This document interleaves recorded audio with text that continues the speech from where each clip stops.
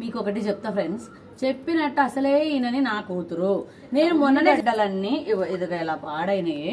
మనం ఇవి ఎలాగో వండుకోం కదా, వీటిని చెట్లలో పెట్టిపోయా అంటే 2 పెట్టింది. 2 ఇదిగో గడ్డి వచ్చేసింది కూడా దీనికి. ఇది మొలకెత్తిపోయింది పాపం. ఇది చూడండి, నీళ్లు పోయలేదు, చచ్చిపోయింది. ఇదిగో ఇప్పుడు ఇవన్నిటిని నేను మొలకెత్తిస్తా. మొత్తం ఇలా ఫుల్గా చెట్టు అయిన తర్వాత మీకు ఒకసారి మంచిగా చూపిస్తా చూడండి.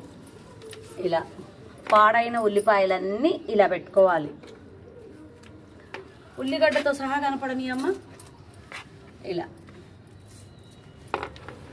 ఇలా మన చెట్లల్లో, పూలకుండి చెట్లల్లో ఇలా పెట్టేస్తే పాపం వాటికి అవి మంచిగా ఎదుగుతుంటాయి.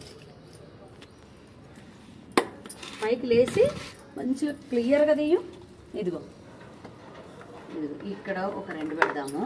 ఎన్ని చెట్లు వస్తాయో, ఎన్ని ఉల్లిగడ్డలు వస్తాయో చూద్దాం. ఇలా ఎక్కువ లోతు అవసరం లేదు. ఇలా ఇలా అన్నమాట. పాడైపోయిన ఏ ఉల్లిగడ్డలు కానీ ఏవి కానీ మనం ఇలా పెట్టేస్తాం. మనకి ఇలా స్ప్రింగ్ ఆనియన్స్ వస్తాయి. ఇదిగో ఇలా స్ప్రింగ్ ఆనియన్స్ వస్తాయి. ఇలా స్ప్రింగ్ ఆనియన్స్ ఫ్రెష్గా వస్తాయి అన్నమాట. ఫ్రెష్ స్ప్రింగ్ ఆనియన్స్ మనం నూడిల్స్లో, లాంగ్ నూడిల్స్లో మస్తు టేస్ట్ ఉంటుంది. ప్లస్ మళ్ళీ మనము ఈ స్ప్రింగ్ ఆనియన్స్ చిన్న చిన్నగా కట్ చేసుకొని టమాటో, పచ్చిమిరపకాయలు దంచి వేసే బాబా పెసరపప్పు కర్రీ ఉంటుంది, మస్తు ఉంటుంది. నా చెట్లు ఇంతగానో ఎందుకు పెట్టుకుంటాను అంటే టేస్ట్.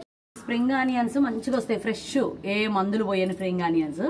వాటిని మనము నూడిల్స్లో, లాంగ్ నూడిల్స్లో, ఏవైనా పెసరపప్పు జల్లి కూర టమాటో వేసుకొని చేసుకుంటే మస్తు ఉంటుంది తెలుసా.